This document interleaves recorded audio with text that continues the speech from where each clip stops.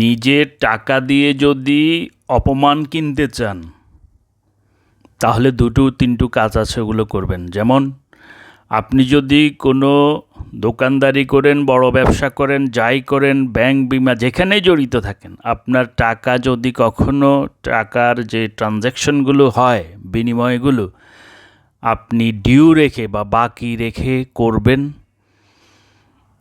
৯৫% লোকই বাকি নেওয়ার পর আপনাকে গড়িমসি করা মানে আপনি অপমানিত হবেন, এটা চিন্তা করবেন না। যেভাবে গড়িমসি করা যায়, ১২টা বাজায় দেওয়া যায় আপনার, ওইভাবে টাকাটা দিবে। অতএব টাকা দিয়ে আপনি অপমান কিনে নিলেন।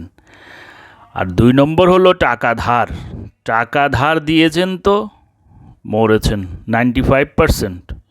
আমি কিন্তু ২ ক্ষেত্রে ৫% বাদ দিয়ে রেখেছি। আপনি বাকির ক্ষেত্রেও আপনার কাস্টমার যদি ভালো, শান্তশিষ্ট, সৎ, অনেস্ট এবং কেয়ারি হয় তাহলে আপনি বাকি দিতে পারেন। ৫ ভাগ পাওয়া যায় এরকম, একেবারে ডেফিনেটলি ৫ ভাগও পাবেন না, কম।